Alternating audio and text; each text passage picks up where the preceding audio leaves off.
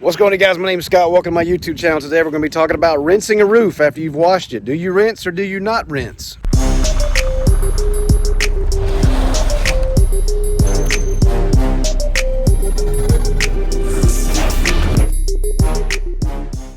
All right, guys, before we get started, make sure you come over and click subscribe, give us a thumbs up, leave us a comment, even if it's just to say what's up or tell me that my hair is really thin. I'm trying to grow it out, guys.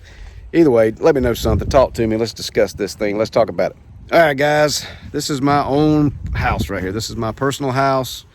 You like that? It's my personal house, like I have a house. Anyway, this is my house, guys. Two things that you should notice about my house right away. Go.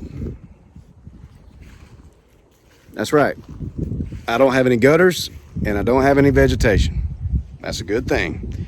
That's an easy roof wash, right? All right, so in my house, you can pretty much wash this roof, rinse it, you're not really gonna hurt anything, right? That's pretty much right.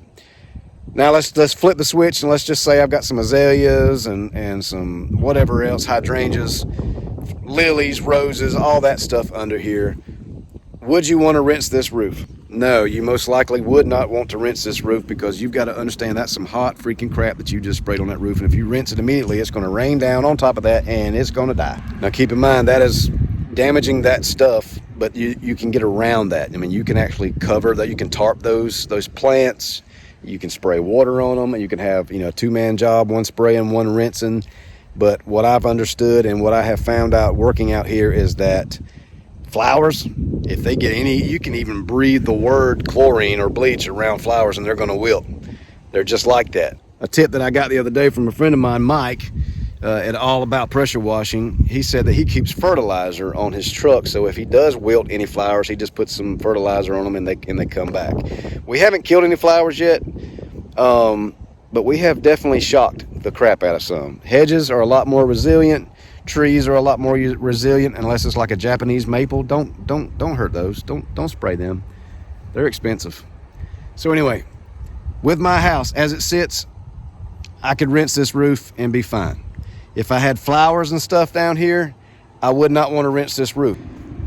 The only time that I would really rinse this if there was flowers and stuff down here is if it was going to rain, because then I can kind of control what's going where. I can put a bucket or a plastic bin down here, a tub, whatever you want to call it, and catch the runoff in the corners. I can tarp all the flowers and I can kind of control where that goes, as opposed to if it's going to rain today and I leave, everything's going to go straight down and there's a chance that you're going to ruin somebody's flower, and it's not going to be the flower they bought at Walmart. It's going to be one that Grandma Sue gave her 3 years ago and she's dead and gone. Okay, that's my thoughts on roofs and stuff without gutters. If I had gutters, biggest thing to remember with gutters, guys, is that it's going to go down in those gutters and it's going to go out somewhere. So you got a couple options. You can disconnect the gutters at the bottom and just put a water hose there and flood that area. They actually make like this plastic tubing that slides over. It's like a big bag that slides over and goes out and catches all your runoff. Just make sure that gutter, if it goes down into the ground, you need to find out where it goes out at, because you don't want it going out at Aunt Mary's goldfish pond, or like my neighbors right here, they have a huge catfish pond. I don't want it running out there. You just want to control it, guys. I mean, I like what Cody says at Southeast Soft Wash. He says the solution for pollution is dilution. So like if you got a runoff downspout here, you can flood that area really good and it helps. But there's still a chance if there's a tree nearby that, it could damage it. I mean, it's just a game that you play, guys. So here's my point on rinsing and not rinsing. Where we're at right now with my company, we don't rinse roofs anymore. Ask me why. I'm glad you asked that. Because two reasons. One, it's time consuming like crazy, because you're never going to get it like the way, yes, it'll look better, but it's still going to have soap on it, still going to be shiny. And another reason is it's just another chance that I get of ruining somebody's stuff. So that cuts down my liability. The trick is to articulate it to your customers, guys. This is a treatment that you're putting on the roof. And this is what you need to remember. You're spraying a treatment on this roof to kill a living organism. It's kind of like spraying something on an ant bed. You don't want to just put it on there and then rinse it right back off. It needs to sit there and it needs to work. The customers don't give you a hard time. And the way we do that is, like I said, we say, look, Mr. Customer, the process that we do with our company is that we treat this with our roof washing mix, and what it does is it immediately goes to work killing that living organism.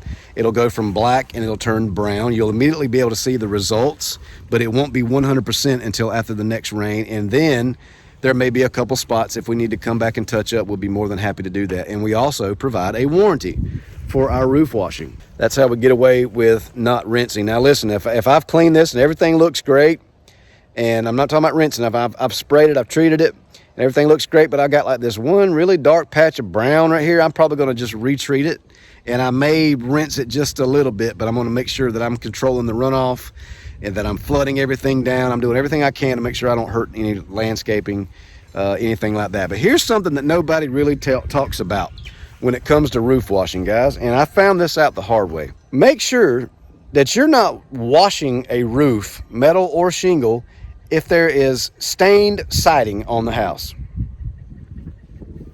Sodium hypochlorite does not like stained wood. It will remove the stain quicker than you can say, holy banana sandwiches. It will do it. Same thing with stained swings and doors and shutters. If there's anything stained anywhere nearby, you need to move it, or you need to really think about if you want to do that job or not. I've seen some beautiful log cabins. The roofs are solid black, and I'm not even going to knock on the door because they're stained. Not all stains are the same, but I mean, I'm telling you, to be careful with that, guys. You'll figure it out. So at the end of the day, guys, it's really up to you. To me, I would rather just treat the roof and be gone than treat it like I did the first roof I did, and then we stayed out there for 2.5, 3 hours trying to make the roof look like this. And it's not going to look like that standing out there with a water hose or whatever you're spraying with trying to rinse it. It's going to take the good Lord providing the rinse. So anyway, if you guys want to add to this, some of you guys that's been in the business, I'm sure I missed something. I got like an upper respiratory thing going on. Not feeling too good. It ain't a corona. I've already had it. If I missed something, you guys throw it in there, man, and help us out. And we appreciate it, man. Big shout out to Mike down at All About Pressure Washing down in Savannah, Georgia. Love you, man. Appreciate the help. Talk to you guys soon. Don't forget to subscribe.